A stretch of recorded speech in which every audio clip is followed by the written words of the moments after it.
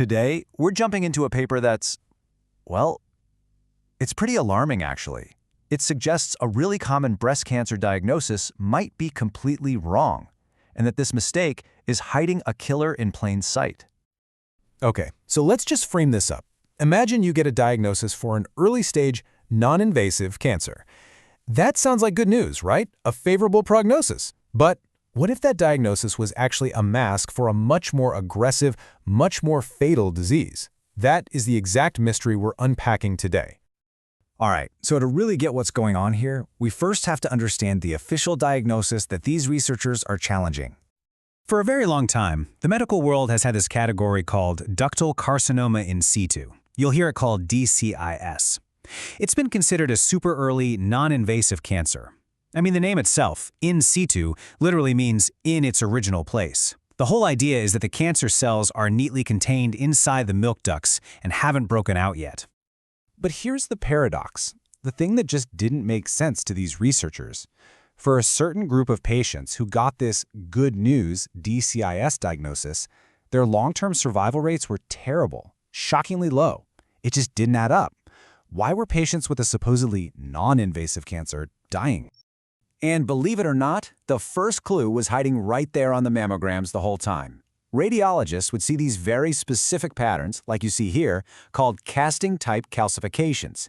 They kind of look like these fine, broken-up linear specks, almost like tiny casts of the inside of the ducts. This specific pattern turned out to be a major red flag.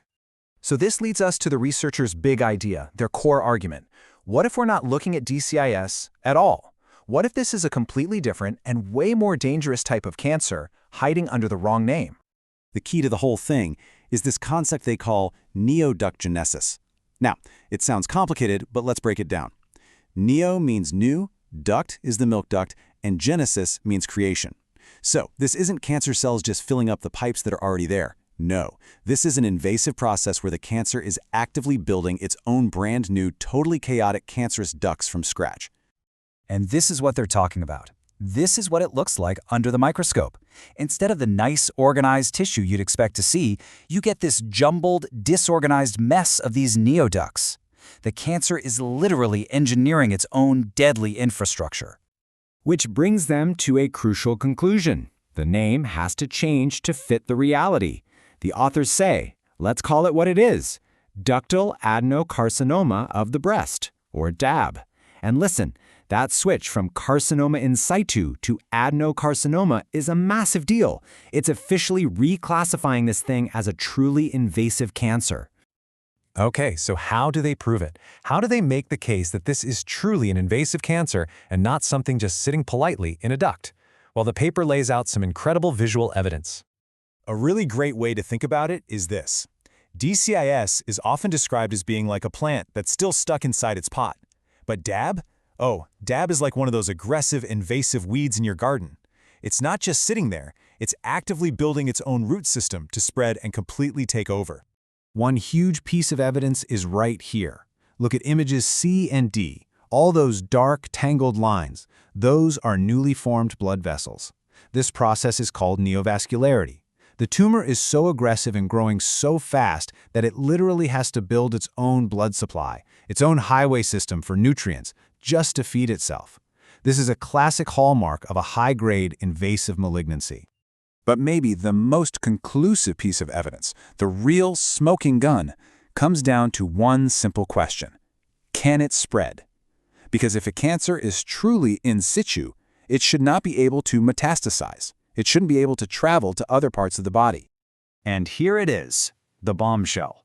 The researchers found cases where these cancerous duct-like structures, these neoducts, were found growing inside a patient's lymph nodes. For a cancer to get to a lymph node, it has to travel, it has to invade. This is definitive proof. It shows that DAB is a metastatic invasive cancer, not an in situ one. End of story. Okay, so the biology here is fascinating. But what does this misdiagnosis actually mean for patients? Let's talk about the real-world human cost of getting this wrong. The danger is really obvious when you think about it. When you label an aggressive, invasive cancer as non-invasive, it creates this false sense of security, and that can lead directly to undertreatment, Doctors might use therapies that just aren't strong enough for the real disease, and that can have devastating consequences. This chart shows that danger in the starkest terms possible. It compares 26-year survival rates. That blue line, way up at the top, that's patients who have a small invasive tumor but without this DAB component. Now look at the red line. That's patients with the exact same size small tumor, but this time it's associated with DAB. The difference is just staggering. Let's put some hard numbers on that. For those small tumors without DAB, that steady blue line, the 26-year survival rate is excellent. It's sitting right around 90%.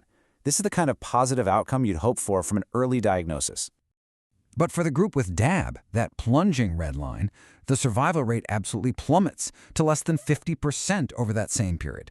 I mean, think about that. It's the same size initial tumor, but the presence of DAB completely changes the game, turning a highly survivable cancer into one with a really grim long-term prognosis. And what's even more concerning is what this slide shows about treatment. These are the survival curves for DAB patients who got radiotherapy or chemotherapy versus those who didn't. The lines are almost identical. This strongly suggests our standard therapies just aren't effective against DAB. We're fighting a fundamentally different disease that needs a completely new approach. So, with all this overwhelming evidence, what's the takeaway? The authors of the paper issue a very clear and a very urgent call to action to the entire medical community. Ultimately, the message is simple. We need to stop calling this DCIS. It must be recognized, diagnosed, and treated as the invasive ductal adenocarcinoma of the breast, DAB, that the evidence clearly shows it to be. And I want to leave you with their words, because they state the stakes so powerfully. They write, so long as this current practice continues, DAB will continue to be inadequately managed and remain a source of avoidable breast cancer deaths. Avoidable deaths, that is what this is all about. You know, this whole investigation really shows how a long-accepted diagnosis can be dangerously wrong, and it leaves us with a critical question. How many other established medical facts are just waiting for someone to take a closer look at the evidence and uncover the truth?